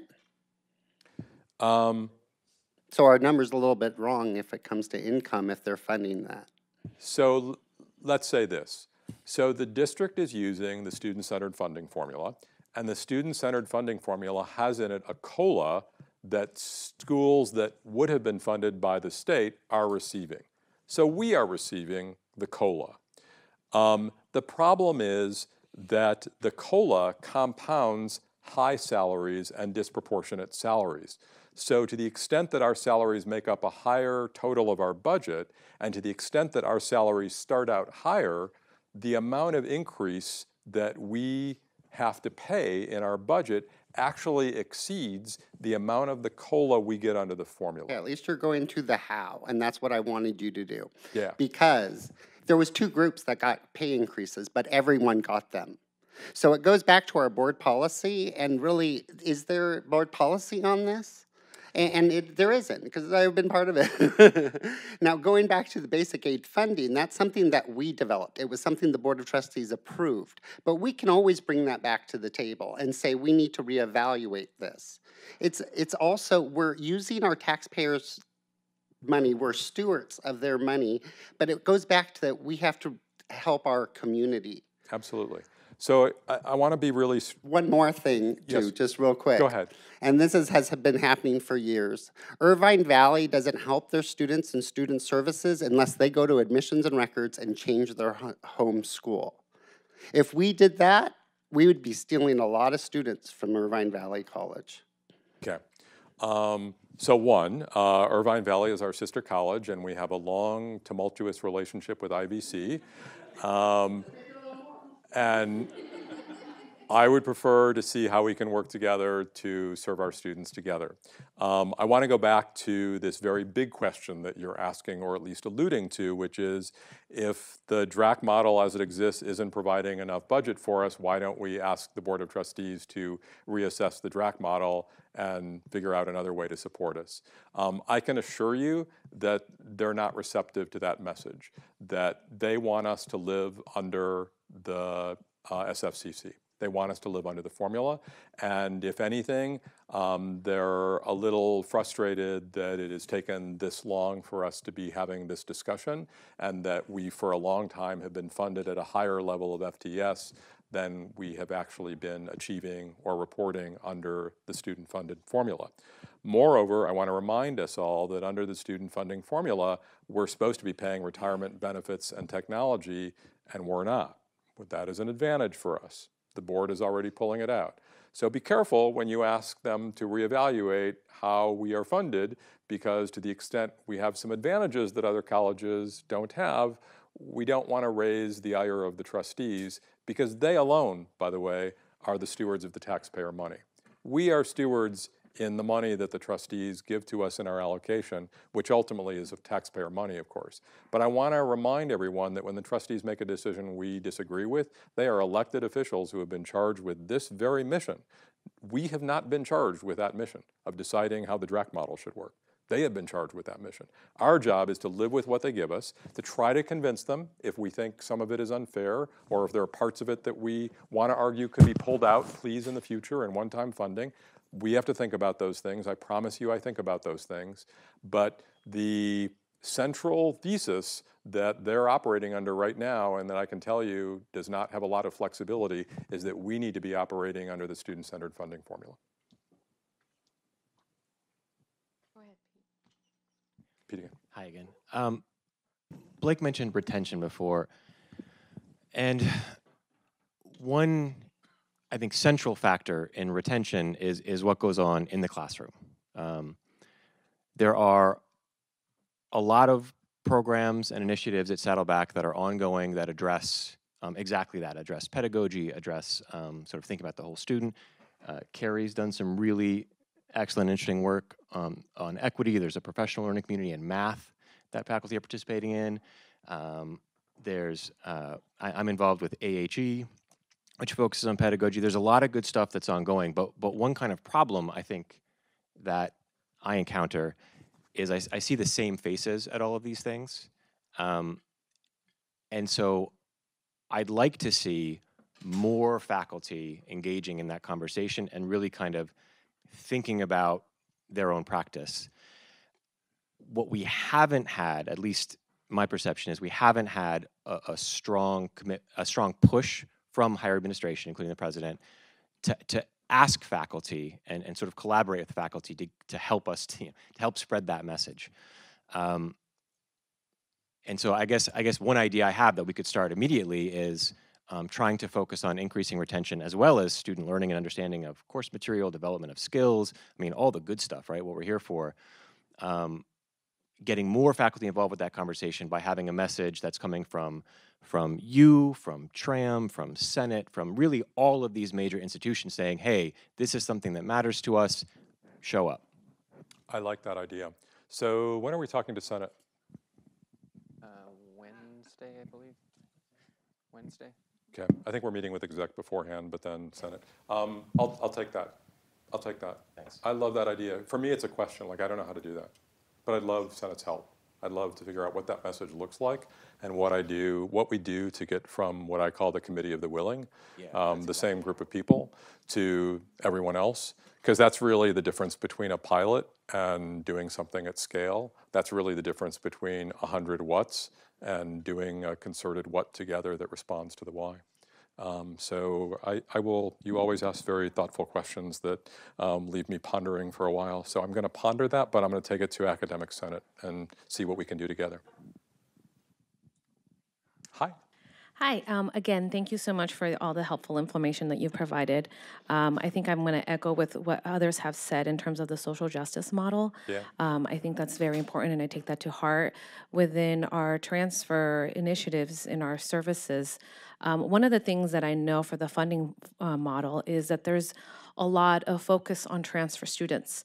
And so one thing that I think is a great idea in terms of our budget is the upcoming efforts that are coming from both the Cal States and the UC systems, and also our private campuses. Sometimes we forget about our private campuses of how they are accepting also the associate's degree for transfer.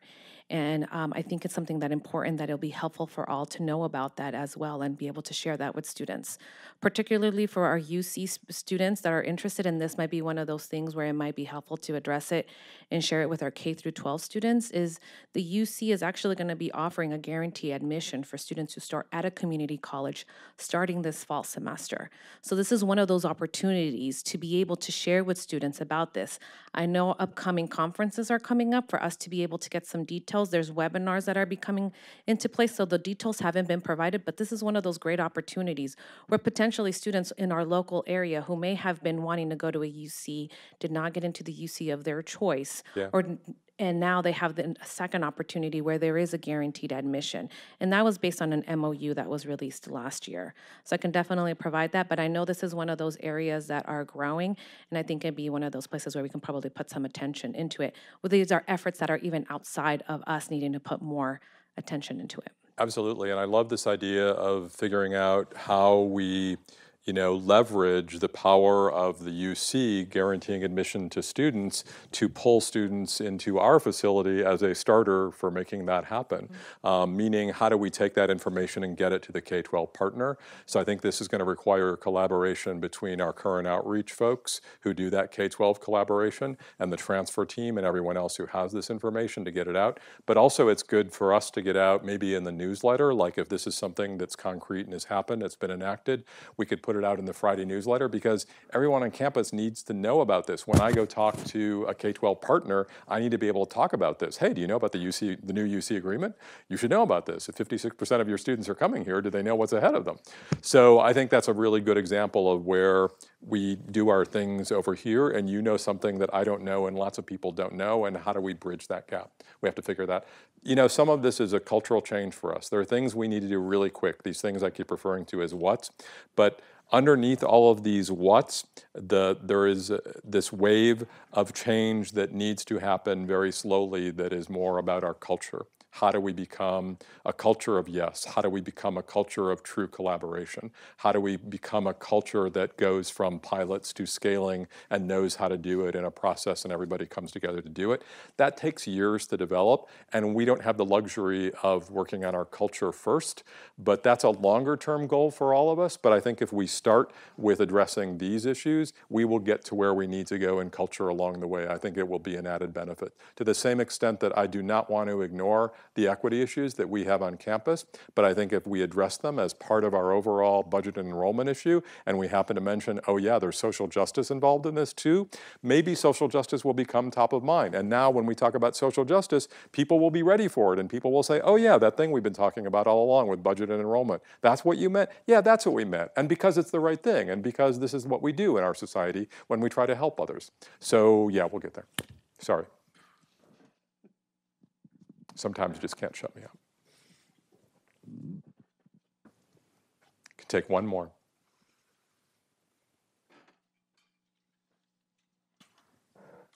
10-second rule, 10 seconds of silence. Okay, fine. Somebody saved us. I've been debating on whether I should say this, but since Pete suggested that all faculty should be required to do some kind of PD, I'll jump on. I didn't realize that what you said, Pete. I'll add to that. We were just at Leading from the Middle this last weekend, and we had a chance to do a video chat with Odessa College. And they have this initiative where all faculty learn how to do the 4 principles. Can we do the 4? Can we do the 4 commitments? Are you ready to do them? But I was going to talk about how we figure out what our 4 commitments are. Oh, they could be different than Odessa's? Because Odessa found out what their 4 commitments were by actually researching their highest performing faculty and identifying the faculty that had like the lowest levels of attrition, the faculty that had the lowest equity gaps. Yes. And then the research actually did interviews with those faculty to find out what they were doing. Yep. And then what those faculty were doing became their commitments, because the commitments have to be different depending on the college or the culture of the college. So this is obviously a question for academic senate. If this is something we want to do, it's a question for research. Yeah, I was going to say Jennifer Klein is listening intently right now. She knows we're working on a research study for it. I think Jennifer Klein knows about the idea. I think that would be really cool, because then we have a set of core commitments that our professional development can be based on, that's organic, that comes from our own institution.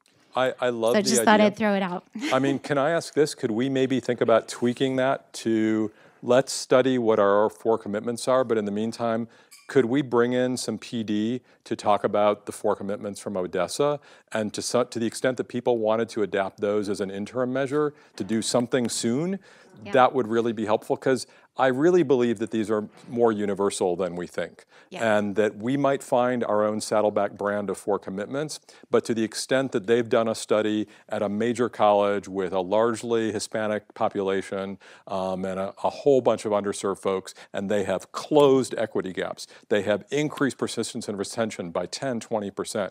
My own little college in an affluent area of Seattle adopted the 4 commitments. We got the same result. We got the same result. Close the equity gaps and increase persistence and retention between 10 and 20%, depending on the nature of the population and the student. So if we could start there, I'd be happy to. I was actually thinking, and we'll talk more about it, I have one of the deans that I had in my previous college has become a 4 commitments guru around the country. And if we want to bring her in for opening week, I would love to be able to do that and start a 4 commitments discussion.